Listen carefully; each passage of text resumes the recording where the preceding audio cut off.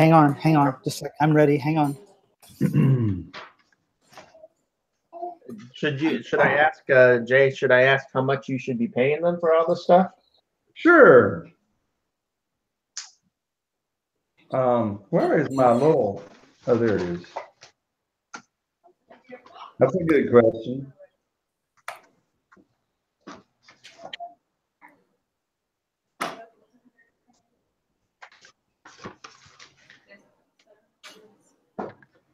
Whew, I'm ready for this Friday to be done. My land, y'all working me too late for a Friday.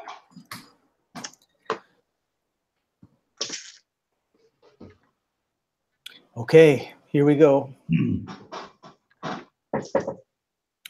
Podcast number 9, how to find a real estate friendly attorney. 5, 4, 3.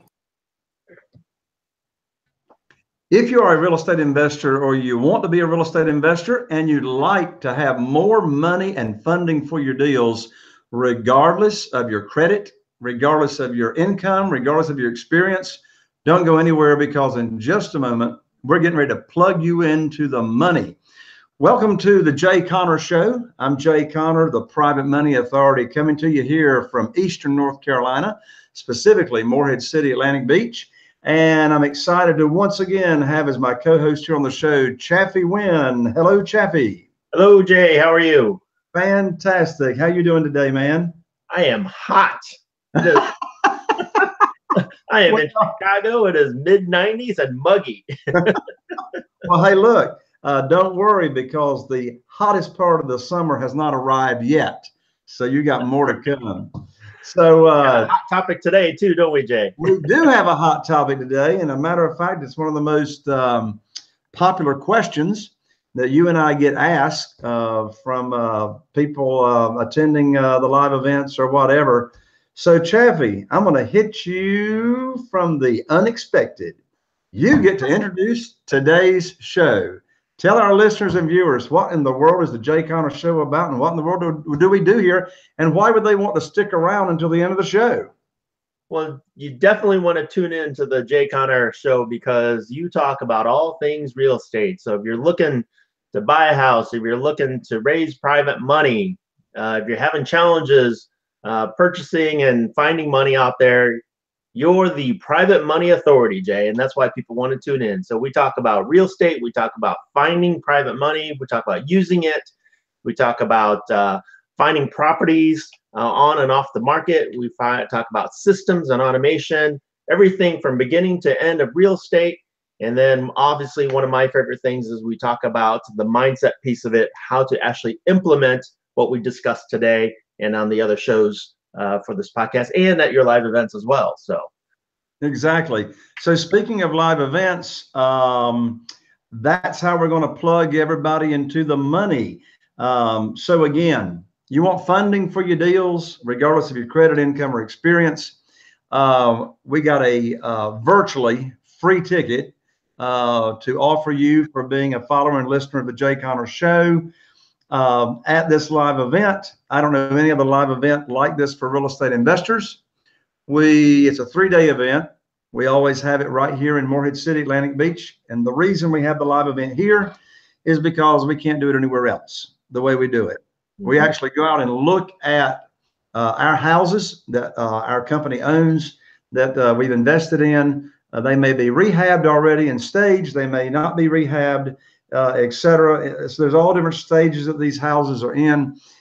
We teach you how we found these deals before other real estate investors even knew they existed. We show you the numbers.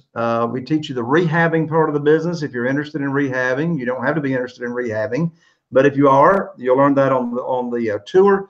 You get to meet our team members, to question them, our contractors, our crew leaders, our interior designer, our virtual assistants that helps us find the deals. Of course, at the live event, we're going to have private lenders there that you can network with. We're going to teach you how to find deals 55 different ways. Going to teach you how we fund them, how we sell them quickly in 3 days or less, and then how we automate the entire process. $3,000 ticket. Yours is virtually free. It's only for a $97 registration fee is all that you have to invest. Yes, you're probably going to have to get on an airplane to get here. It's not easy to get here at all, but it's worth jumping through the hoops. We have people come from all across the nation. It's a fantastic networking opportunity. Here's the website, Chaffee, and we'll put it right up here on the video for those watching on YouTube. That is www.jayconner.com/, all in lowercase, money podcast. Jay Conner, I'm with an ER in case you're listening. jayconner, CONNER.com/moneypodcast.com. Chaffee, anything you want to highlight on the, yes, tell them what we do on the, since we do personal development, et cetera, tell them about the free one-on-one strategy sessions that they get individualized and customized at the live event. And I tell you folks, just the free strategy sessions that we have at the event is worth you making the trip. Tell them about it, Chaffee. Yeah, obviously I'm biased because the personal development is what I love. And what we do in the strategy sessions we talk about you, the student. We talk about what's going on in your life, what's going on in your business, and then how can we overcome those challenges and move you forward. So I love it just personally because I've seen the aha moments that happen from those strategy sessions. I see the changes in people's attitudes and mindset when I get to sit down with them, and the other coaches would get to sit down with them and just go through that process of, this is what's going on in my life. And to have somebody on the outside looking in and helping you with the big picture that sometimes you're stuck in, you can't see, as one of my favorite mentors, Les Brown, says, you can't see the picture from inside the frame, right? Right. We're outside the frame, we're looking in, and we can help you see that big picture. So that's why I love those strategy sessions. Yeah, really help implement what you teach at the 3-day event, Jay.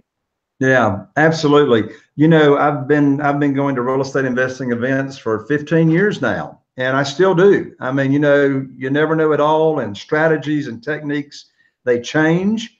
But here at this event, I learned years ago that a good friend of mine named Tim says, until you own the real estate between your ears, it's going to be very challenging for you to own the real estate out there. Right. So we started incorporating the personal mindset piece to the real estate training, which really has helped the students get there quicker, overcome the challenges, overcome the fears, and help everybody get to the next level. Hey, I'm going to throw one more thing about your live event, which we haven't talked about yet, which is when you come to the live events and you participate in the group. One, you're teaching it, right? So you're there. It's not some other instructor somewhere else teaching it. It's actually you. And two, we're like a big family there. I mean, we have a good time. We get to network with each other. We get to really know each other and mix and mingle. We're not this big multi-billion-dollar corporation with people you don't know or anything like that. We're there the entire 3 days and beyond, right? And so I love just the family feeling of your event, and how we just really get to know each other and really understand the students and see how we can really help each other. So yeah, absolutely. Throw that out there. Well, I appreciate that, because I've been to some real estate investing events that were not like that at all. I mean, whoever the speaker was on stage, you couldn't talk to them, you couldn't get to them, you couldn't ask them questions. I mean, it's like they're in, they're out, and like they're some rock star or whatever, or at least that's the way they viewed themselves. And that's not us. I mean, you're there, Chaffee, I'm there. Just tell people how many years you've been a business coach and a personal development coach and consultant. Well, I started down the path of personal development coaching in 2006, and I went independent in 2008. So it's been 10 years, about a decade, where I've been in the coaching industry. And before that, I started my business in 2002. So and before that, I was in the corporate world for over a decade, for a while. So. You're sharing your age there, Chaffee. But I know, right? I'm older than I might look. Good news for you. You don't look it. Hey, I tell you what, I was at a real estate investing event earlier this week, and fantastic time and great friends there as well. But someone came up to me, Chaffee, and you know what they said to me? They said, "Jay, man, you're looking good."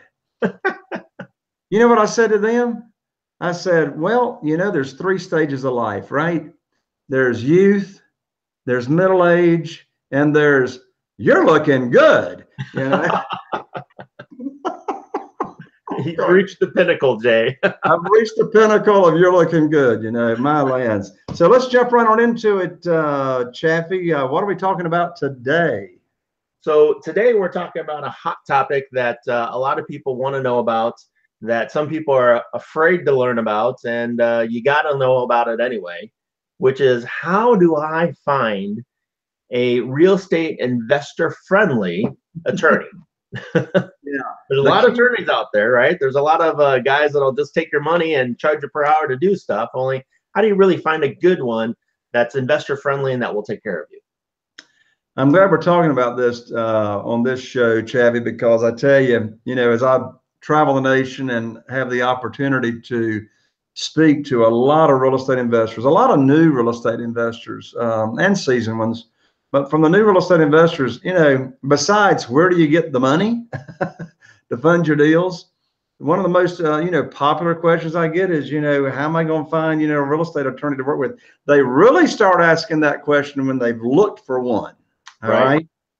And you have several methods of finding a real estate investor attorney. Yeah. And so let's just dive right into that. You know, why don't you share 2 or 3 of the strategies that you've used to actually find a really good real estate investor friendly attorney? Yeah. So let me first define what a friendly real estate investor attorney is and what a non-friendly. It doesn't mean they're not nice people. It doesn't mean they're not friendly. It means that they understand, the real estate attorney understands and gets what we as real estate investors do. For example, and due to the time constraints of the show, I can't go into what all this stuff means that I'm getting ready to say, but in previous shows, we've talked about it in detail. So Chaffee, if we've got folks that are listening and viewing to this show and they don't understand these phrases, let's encourage them to go back to the previous shows, and we've got the show's title and what it talks about. So, for example, here come the industry phrases. All right. So, for example, if a real estate attorney or an attorney, will not do subject to deals, or if they won't do lease option deals, or if they won't do wholesale deals, or if they won't do double closing deals, or if they won't do, you know, assignment of contract deals. Those are the hot phrases.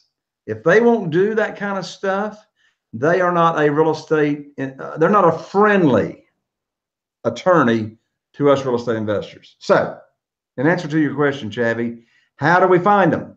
I'm going to give 4 right now, the 4 hot ways to quickly find a friendly attorney to do your transactions. Number 1, get involved, join. You need to be doing this anyway, right?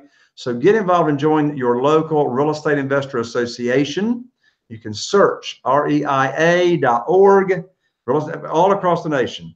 If you don't have one in your local area, search, go on Meetup. There's huge groups now that are not associated with the National Association, and the organizers just putting their own groups together. Search for those groups, get in contact with the organizer or the leader of the group. Tell them you're looking to be referred. And of course, if you go attend the meeting, they will more quickly refer you to who they use than just calling up on the phone. So go to the meeting. Secondly, at that meeting, you don't have to just network with the organizer. Network with the other people that are actually doing the business. I mean, they're doing lots of deals. They're not newbies. You want to find who's actually doing deals, and they will, of course, be able to refer you. In addition to that, once you have a realtor that's doing your deals, you got an investor-friendly realtor. Actually, that's another show, Chaffee. We should do a show on how to find an investor-friendly realtor, right? You just ask them, who do they recommend, you know, to do the investor deals? I mean, your realtor is going to know other real estate investors, and they're always going to be able to refer. And then here's a really stealthy, under the radar method that probably none of our listeners have heard. All right.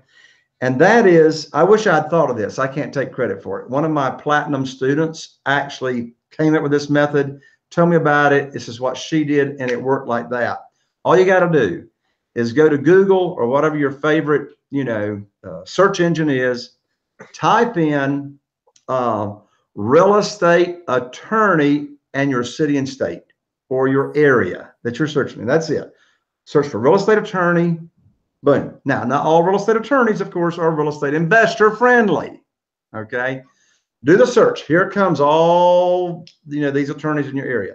Step number 2, draft a simple email. Okay. Here's the email. Here's the subject line. Subject line says, real estate investor seeking real estate attorney.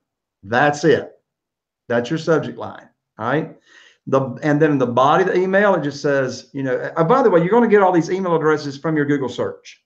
That's where the email addresses are. All right. So it's manual labor. Boom, boom, boom. You want to personalize them. So here's the body, and you want to personalize. So, dear Mr. So-and-so, dear Mrs. So-and-so, don't call them by their first name. This is a profession. And you say, I'm so-and-so, and I'm a real estate investor in this, area. I'm seeking to refer all my transactions and business to one primary real estate attorney. Next paragraph. Do you handle, and those use those phrases. Do you do subject to closings, assignments of contract, etc.? Everything I just said. If so, please call me and give your cell phone number. Please call me on my cell phone or reply to my email address here to let me know if you're interested in talking about receiving all my referrals. So my student did that a few months ago. Her name is Sherry, and sent it out. She had like 120 or so email addresses that she was sending to, right? And like the same afternoon, she'd only gotten to like 22 emails that had gone out. She's already gotten multiple phone calls to her cell phone saying, yes, we do those deals. We want to talk to you. So that's the hot one right there. Well, so Jay, that leads me to the next question then, is that now I got this list of 20 or more real estate attorneys from referrals, from Google, from, RIA clubs, from all over these places. How do I narrow them down? What should I ask them? How do I verify that, I should be working with this guy or gal? Exactly. All right, here it comes. When we get on the first thing I want to take notice of is how quickly do they even respond to my email? All right. So if somebody's responding within the hour to my email, I'm pretty impressed. I'm pretty impressed already. Okay. So how quickly did they respond? Now, if they don't respond for a day or two, that could be a good sign too, that they are a busy firm. They do a lot of business, which that means they know what they're doing. On the other hand, you may not get very, very fast service, but they're responsive. So how quickly? Number 2, I want to ask them what percentage of their business is actual real estate transactions versus, whatever else. And, I don't have anything really against the big firms, but I'd much rather be working with a smaller firm. Typically, smaller firms are more responsive. I want to reconfirm that they really do those transactions that were in the email that I sent out. Do you do those, types of transactions? I want to ask, do I get direct access to you, or am I going to be working through your paralegal? I want to know, do they charge a retainer fee? If I call up with a question, to the paralegal about a closing, I'm on the phone with 5 minutes. Are you going to be charging me, nickel and diming me? Okay. I don't want that kind of relationship. And I mean, yeah, those are the big ones. Those are the big ones. So that was actually a lot. It was a lot that you just kind of threw out there. Well, recap it for me. And, I do want to reiterate one is that there's some attorneys out there that say they do real estate transactions, only it's like you said, it's only 15% of their business. And the rest of the time they're doing divorce, they're doing, traffic tickets, they're doing whatever. So it's like you said, it's important, I think, to get somebody that is actually focused on real estate. Well, what you just said triggers me to say that. Yeah, I don't mind doing business with a real estate, excuse me, a firm of attorneys that have multiple attorneys. And okay, so the real estate attorney firm that I deal with, and they've been handling my transactions for 15 years right here in my area. Well, there's 4 principals in that firm. One principal deals with actually the county's, they are the, what's the word for it, Chaffee, when someone is deemed incompetent? They're the firm that handles that for that individual. If someone's deemed to be a guardian, for an individual, they have. So that's one attorney. Another attorney, handles the domestic stuff. All right. Another attorney handles the estates and wills and corporate planning. And then my attorney, Julie, that's all she does. That's all she does is real estate transactions. That's her thing. She doesn't do bankruptcy. She doesn't do divorce. She doesn't do wills. She does real estate. So again, I reiterate, I don't mind if the firm has got 30 lawyers in there, but I want my attorney, that's what they do. Absolutely. And also, I think there's a difference between just doing real estate transactions and working with real estate investors. So, oh my word, by that as well. Absolutely. I mean, I gave such a fast answer, I forgot what I said. But I want them to be on board. I don't want to have to train my attorney. All right. So I've got, I'm not an attorney. I shouldn't be training an attorney, but unfortunately, sometimes you have to. But I've got students, and I've heard this repeatedly, Chaffee, and you have too. I got students that get in touch with the real estate supposedly attorney. They do real estate transactions. They don't even know what subject to is. Right. My word. Subject to is on the closing statement, line 203. It's already there. Purchase subject to the existing note. So, yeah. Right. Excuse my preaching. And so, what should I be paying these guys? Per hour? How much per hour? Per deal? Per what? I mean, what do you recommend, Jay? It is market specific. I mean, hey, I want to ask you the same question, Chaffee, after I answer, because you're in Chicago, right? Yeah. I mean, it's got what's it got? 8 million people up there? Yeah, over 8 million people in the metropolitan area. I got 40,000. Okay. So anyway, so right now, when I buy a house, and here's the thing, it don't matter how much private money I'm borrowing. It doesn't matter the price of the house, whether I do a $30,000 transaction or a $500,000 transaction, it's the same fee, right? So it's $650. But let me break that down, because attorneys break that down different ways. My attorney charges $450 for the transaction, it includes the title search, blah, blah, blah. Then they charge $200 for documentation prep, for preparing the documents, preparing the deed. So that's $650. Now that does not include my title insurance. Okay. So we get the title insurance policy. So there's other closing fees. And by the way, folks, of course, you don't have to come up with this out of your pocket.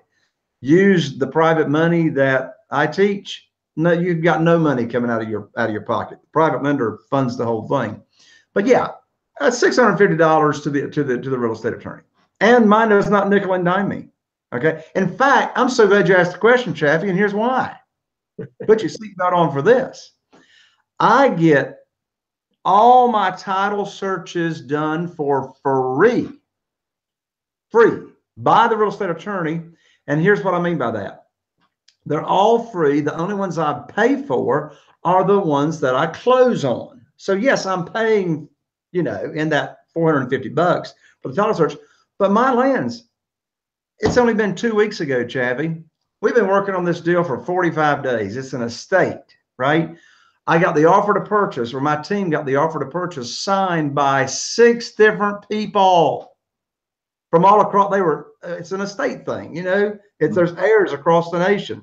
And the husband of one couple didn't want to sign because they're getting they're getting a divorce, right? So he's refusing to sign. So, you know, we got it all negotiated. Here come the signatures. Goes to my real estate attorney. She does the title search. Comes back with over $20,000 in claims against the estate. Whew. Dead deal. Dead deal.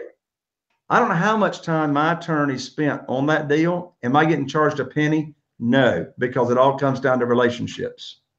Awesome. Awesome. And so, you know, that kind of brings up a follow-up question is, in where you're at, do you use a title company or just the attorney does everything for you?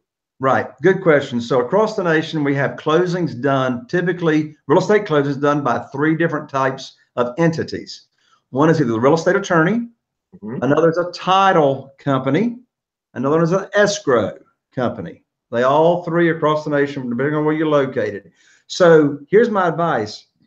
Since you are now a real estate investor, or you soon will be, do not have title companies close your deals. Do not have escrow companies close your deals. An escrow company and title company is not going to know what to do with a lease option, assignment of contract, or subject to. They don't even speak that language. You want a real estate attorney, regardless of where you are, doing the closings on your deals. So I use real estate. So here's my answer. Yes, I use a real estate attorney, but I recommend you use a real estate attorney for all your closings, no matter where you're doing the business. You know, so just to answer your question, here in Chicago or in the Illinois area, we actually do both. So we actually have a title company where the closing occurs, and we hire an attorney that goes to the closing to make sure all the paperwork is proper and reviews the title work and all that kind of stuff. So we do both of those. Cool, cool. So what's your real estate attorney up there charge? It just depends upon the attorney, and on the very low end, it's about $300. On the high end, it's up to $1,000. I would say the average is probably $400 to $500. Okay. And the difference, though, is that, you know, we're paying the attorney let's just say $500, and we're also paying a title company a couple, you know, $200 or $300 in addition to that. So it's kind of broken up between the two. Well, and it sounds to me like at the bottom line is within $100 of what I'm paying. Yeah. You know, here in Eastern North Carolina. All right, excellent. We're about out of time, Chaffee. Anything else on finding a real estate attorney to work with? Yeah, just one final question, which is how do you evaluate the attorney once you start working with them, if they're good, or if you should find somebody else further down on your list, or, you know, how do you decide, hey, I want to keep working with this person? Well, that's got more than one answer. So we'll make it quick. We got to make it quick because this show is out of time. That's right. So here, okay. First, let me just give a fact. All right. I don't care who the real estate attorney is or the firm. Whenever you're getting ready to do a closing, always review the documentation before you get there. You want to have them send you the settlement statement, which, by the way, that is normally right. But the promissory note,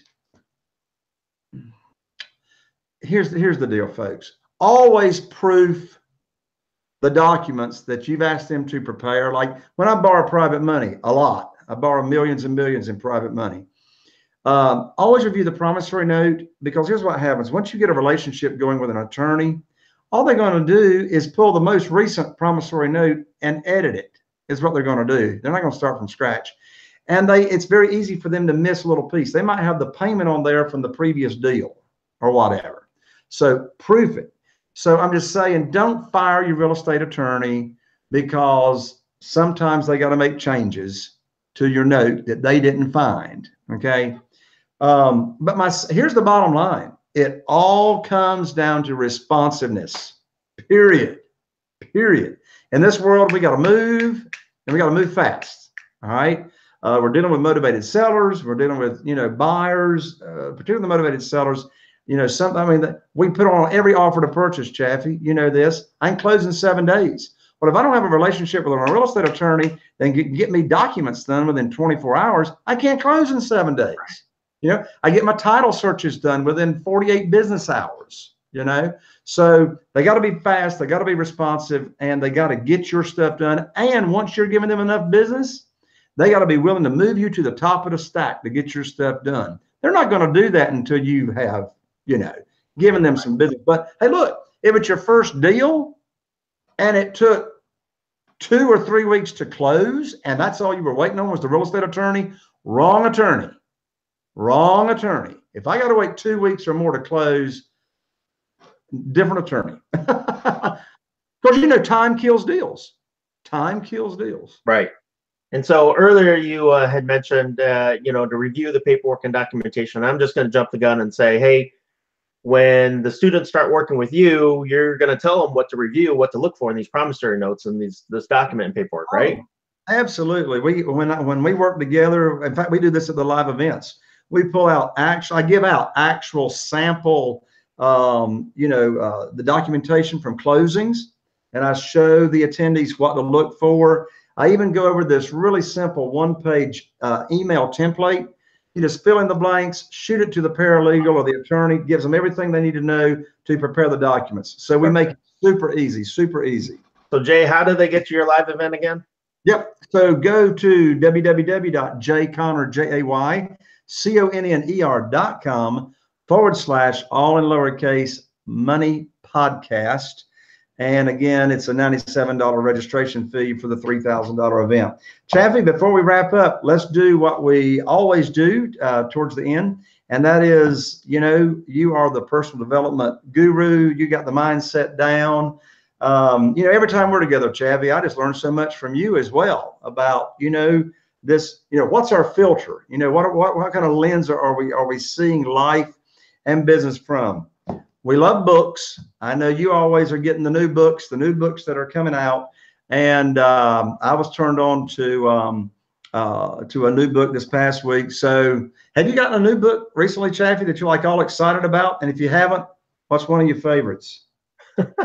Well,